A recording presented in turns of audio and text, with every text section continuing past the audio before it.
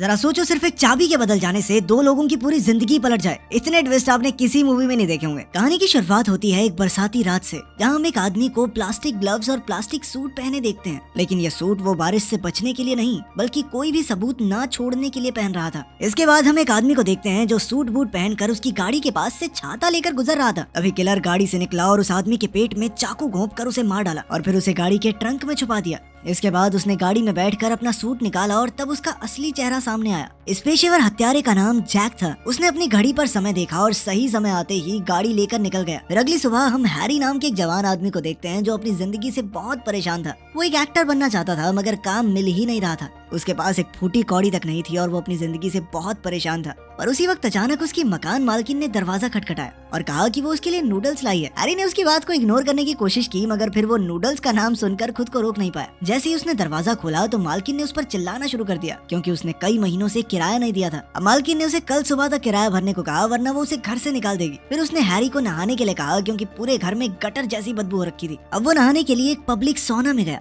वहाँ उसने जैक को देखा जो वॉश बेसिन में अपने हाथों पर लगा खून साफ कर रहा था। तब हैरी की नजर उसकी बेशकीमती घड़ी पर पड़ी तो वो समझ गया कि आदमी काफी अमीर है। खैर फिर हैरी नहाने लगा तो कुछ देर बाद जैक भी सौना में घुसा। तभी अचानक हैरी के हाथों से साबुन फिसल कर गिर गया और वहीं जैक चलकर आ रहा था तो उसका पैर साबुन के ऊपर पड़ गया, जिससे वो फिसल कर जबरदस्त तरीके से गिरा। उसका सर जमीन पर लगते ही वो बेहोश हो गया और उसके लॉकर की चाबी उसके हाथ से छूटकर सीधा हैरी के पैरों में जा गिरी। अब हैरी बाकी लोगों के साथ जैक को देखने गया। फिर वो जैक के लॉकर की चाबी वापस करने के लिए नीचे झुका, पर तभी उसका मन बदल गया और उसने जैक की चाबी अपनी चाबी से बदल दी। इसके बाद जब जैक को हॉस्पिटल ले जाया गया तो हैरी ने लॉकर रूम में जाकर जैक का लॉकर खोला। उसमें देखते ही हैरी की आंखें चमक उठी और वो जैक का महंगा सूट बूट पहनकर बाहर आ गया। इसके बाद वो सीधा अपनी मालकिन के पास गया और उसके सारे पैसे चुका दिए। इसके बाद उसने बाकी सभी लोगों को पैसे वापस दिए जिनसे उसने उधार लिया था। आखिरकार वो जैक की बेशकीमती गाड़ी में आकर बैठा और सोचने लगा कि शायद ये सब सपना है और जल्द ही उसकी आंख खुल जाएगी। अब उसने हॉस्पिटल जाकर जैक को उसका सब कुछ लौटाने का फैसला किया।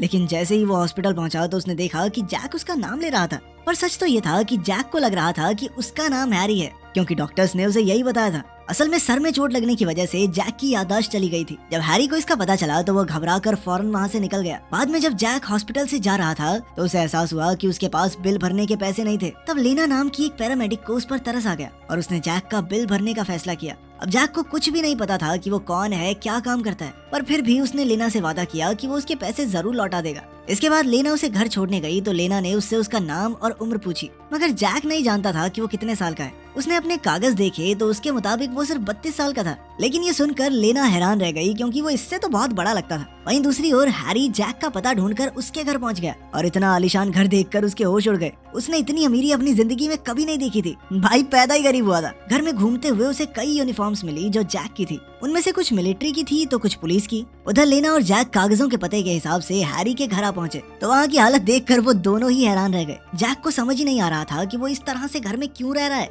तभी लेना को अपने रेडियो पर एक एक्सीडेंट की खबर मिली और वो तुरंत जाने लगी। जैक उसके पैसे लौटाना चाहता था, पर लेना ने कहा कि वो बाद में फिर से मिलेंगे और तब वो पैसे लौटा सकता है। वहीं दूसरी ओर हैरी उस आलीशान घर में आराम कर रहा था और फिर उसने टीवी ऑन किया, पर वहाँ उसने जो देखा उससे उसके होश ही उड़ गए। उसमें टीवी चैनल्स की बजाय पड़ोस की एक लड़की का लाइव वीडियो चल रहा था जिसमें वो योगा कर रही थी। इधर जैक अब भी अपने बारे में और जानकारी हासिल करने की कोशिश कर रहा था। तब उसने बाहर निकलकर पड़ोस के लोगों से बात करने की सोची। वो उनके दरवाजे खटखटाकर उनसे बात करने की कोशिश करने लगा, लेकिन सबको लग रहा था कि ये कोई सेल्समैन है और हमें कुछ चिपकाने आया है। फिर उसकी मुलाकात एक अजनबी से हुई जो काफी गुस्से में था। जैक उससे भी सवाल करने लगा, मगर उस गुस्सैल आदमी ने जैक पर हमला बोल दिया। तभी अचानक जैक के हाथ पैर अपने आप चलने लगे और उसने अपना बचाव किया। उसे समझ नहीं आ रहा था कि आखिर उसने ये किया कैसे। कुछ देर बाद जब लेना वापस उसे देखने आई तो उसने देखा कि जैक जमीन पर पड़ा खांस रहा था। असल में वो सिगरेट पीने की कोशिश कर रहा था, लेकिन उसे काफी दिक्कत हो रही थी। इस पर लेना सोच में पड़ गई कि भाई नहीं पी जा रही तो मत पीना। जिस पर जैक ने उसे बताया कि घर में बहुत सारी सिगरेट मिली थी तो सोचा कि शायद पीता ही होऊंगा मैं। खैर जब लेना ने उसके साथ थोड़ा वक्त बिताया तो उसने देखा कि जैक चाकुओं के साथ काफी अच्छा है, इसीलिए वो उसे अपने साथ अपनी आंटी के रेस्टोरेंट में ले गई। वैसे तो वो जैक को काम पर नहीं रखना चाहती थी, पर लेना के उनसे गुजारिश करने के बाद वो राजी हो गई। पर उनकी दो शर्तें थी कि जैक एक तो प्यार से बात करेगा और दूसरा ज्यादा मुस्कुराएगा, वरना सारे ग्राहक भाग जाएंगे मेरे तो। उधर जैक के असली घर में हैरी अब भी छानबीन कर रहा था तो उसे इधर उधर और भी पैसे छुपे हुए मिले। इसके अलावा वहाँ महंगी महंगी शराब की बोतल, साथ ही चाकुओं की पूरी कलेक्शन मिली और उस घर में कई सारे नकली आईडी कार्ड और पासपोर्ट भी थे।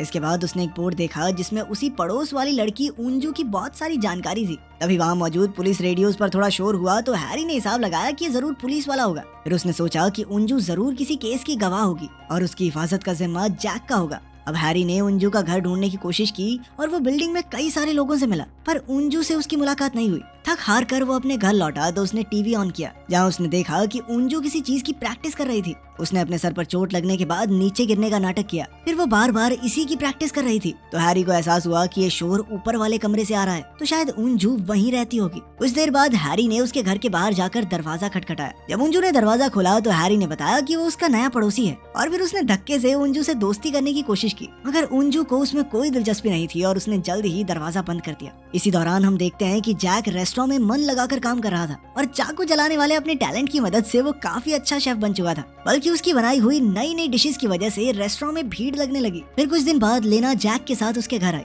और उसने बताया कि उसे 25 तारीख को पहली तनख्वाह मिलेगी। तब जैक ने दीवार पर लगा कैलेंडर देखा तो लेना ने उसे बताया कि ये पिछले महीने का कैलेंडर है। बाद में लेना के जाने के बाद जैक ने कैलेंडर का पन्ना पलटा, तब उसे पता चला कि कल उसे कहीं जाना है। जब अगले दिन वो उस जगह पर पहुंचा तो उसने एक आदमी को देखा जो लोगों का नाम लेकर उन्हें गाड़ी में बिठा रहा था। जैक ने उस आदमी से पूछा कि वो कहाँ जा रहे हैं। असल में वो सब एक्टर्स थे जो सेट पर जा रहे थे। अब जैक हेनरी की जिंदगी जी रहा था तो अपना नाम पढ़कर उन लोगों के साथ काम पर चला गया, लेकिन सेट पर जाकर पूरा दिन उससे बहुत गलतियां हुई। वहीं दूसरी ओर हम देखते हैं कि हैरी उंजू की सुरक्षा करने के लिए उसका पीछा कर रहा था। उंजू अपनी माँ से मिलने के लिए हॉस्पिटल गई और उसने बताया कि वो एक ट्रिप पर जाने वाली है। फिर जब वो वापस हॉलवे में आई तो अचानक किसी को देखकर घबरा गई और उल्टी दिशा में चलने लगी। हैरी ने उसे देखा और तभी उसकी नजर एक आदमी पर पड़ी जो उंजू का पीछा कर रहा था। उसे याद आया कि उसने इस आदमी को जैक के बोर्ड पर देखा था। अब वो उंजू को उस आदमी की नजरों से बचाकर पार्किंग एरिया में ले आया। उधर शाम को शूटिंग खत्म होने के बाद जैक को पैसे मिले, तब उसे लिस्ट में अपने नाम के आगे अपने पिता का नाम मिला। उसके पिता एक नाई थे और वो उनसे मिलने उनकी दुकान पर पहुंचा।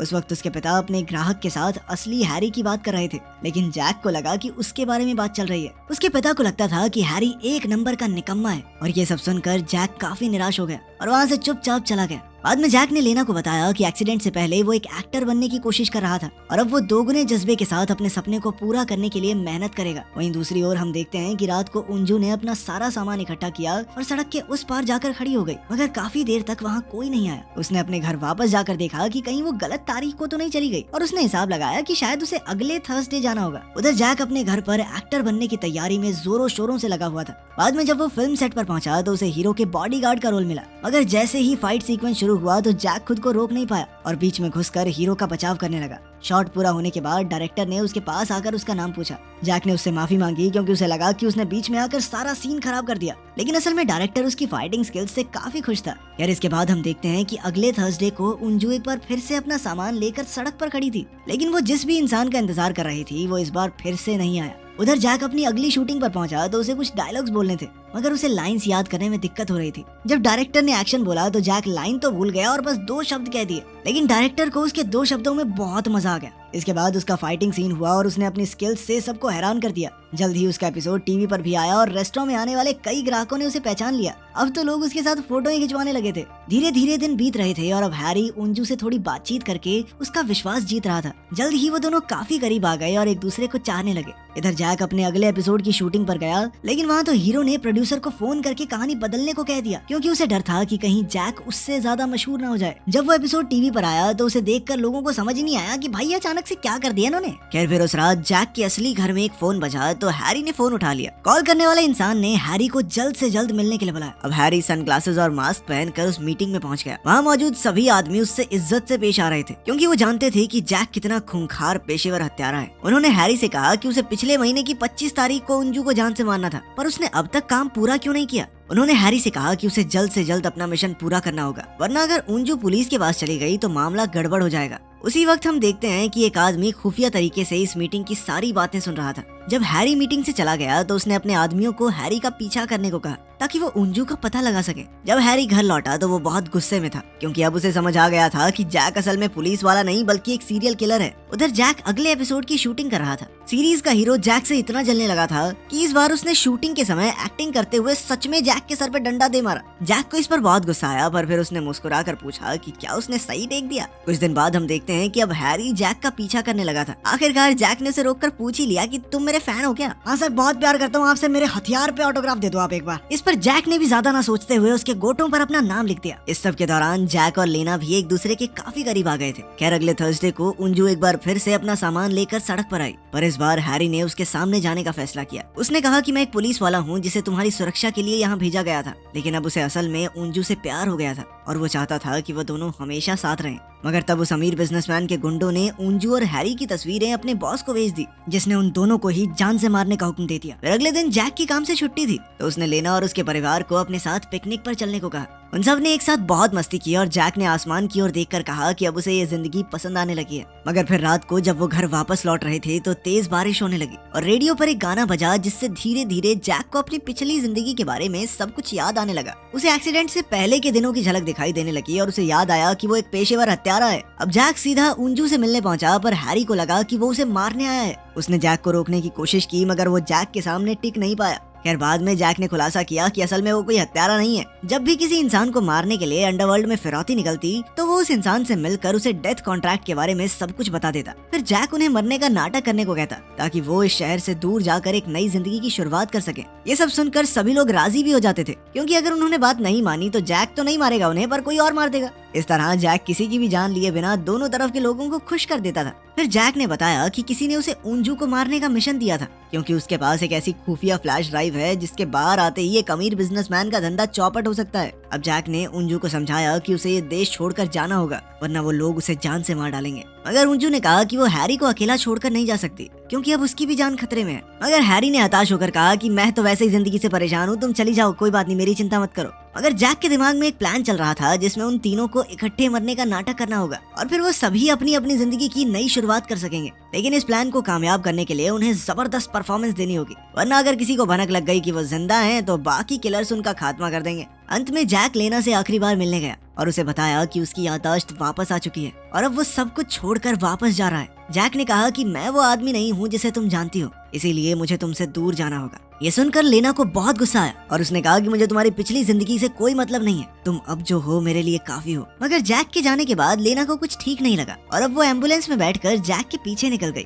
जल्द ही जैक एक वेयरहाउस में पहुंचा जहां वो अपने प्लान को अंजाम देने वाले थे। हैरी उंजू के साथ वहां आया। इधर बिजनेसमैन और उसके चेले उस पर नजर रखे हुए थे। तब हैरी ने कहा कि उसने उंजू के साथ प्यार का नाटक किया था ताकि वो उस पर विश्वास करने लगे, और फिर उसने सबके सामने उंजू को जान से मारने का नाटक किया और फ्लैश ड्राइव बिजनेसमैन की ओर फेंक दी। जैसे ही ये गुंडा उसे उठाने के लिए आगे बढ़ा तो अचानक जैक उसके सामने आ गया और सब हक्के बक्के रह गए कि ये कौन है। पर जल्द ही उन्हें एहसास हुआ कि जैक भी उनका ही बुलाया हुआ एक दूसरा किलर है। असल में उन्होंने उंजू और हैरी को मारने के लिए कई किलर्स को फोन किए थे और उनमें से कुछ कॉल्स तो जैक के ही अलग अलग फोन्स पर आए थे। इसके बाद हैरी और जैक लड़ाई का नाटक करने लगे और काफी जबरदस्त एक्टिंग करने के बाद वो दोनों एक जगह आकर खड़े हो गए, जबकि इस वक्त उंजू के हाथ में खास कंट्रोलर था। लेकिन तभी अचानक सारा प्लान चौपट हो गया, क्योंकि लेना अचानक से टपक पड़ी। जैक उसे दूर धकेलने की कोशिश करने लगा, लेकिन वो उसे वापस ले जाने की जिद पर अड़ी थी। उसने जैक के हाथ से वो नकली चाकू तक गिरवा दिया। जैक ने हैरी को इशारा किया कि अपने पैर में फंसे नकली चाकू को निकालकर उन पर हमला करे। हैरी ने बिल्कुल वैसा ही किया और जैक ने लेना को अपने पीछे खींच लिया ताकि वो नकली चाकू उसे लग सके। फिर उसने उंजू की तरफ इशारा किया, जिसके एक बटन दबाते ही एक बहुत बड़ा कंटेनर उनके ऊपर आ गिरा। गुंडे कंटेनर के पास ये चेक करने आने लगे कि वो मरे या नहीं, और वहीं जैक लेना को जैसे तैसे चुप करवाने की कोशिश कर रहा था। खैर इस दौरान उसने हैरी को इशारा किया, जिसने कंटेनर के नीचे से नकली खून बहा दिया। गुंडे उनके इस जाल में फंस गए और उन्हें लगा कि सब के सब मारे गए। खैर सभी गुंडों के जाने के बाद जैक और बाकी लोग कंटेनर से बाहर निकले। उंजू और हैरी के सर से तलवार अब हट चुकी थी, तो उन दोनों ने एक दूसरे से गले मिलकर अपने प्यार का इजहार किया। जैक लेना के पीछे पीछे एम्बुलेंस तक गया और उसे बताया कि उसकी असली उम्र 45 साल है। खैर लेना ने ज्यादा कुछ नहीं कहा और उसे उसके टीवी सेट पर छोड़ दिया। शूटिंग के दौरान जैक अपनी लाइंस इस तरह बोल रहा था मानो वो लेना से ही बात कर रहा हो। उसने कहा कि कायदे से तो उसे चले जाना चाहिए, लेकिन वो ऐसा नहीं कर सकता क्योंकि उसे भी अब प्यार हो चुका है। वो अब अपने पुराने वजूद को मिटाकर उसके साथ ही रहना चाहता था। इससे लेना बेहद खुश हुई और चलो इनकी जिंदगी भी सेट हो गई।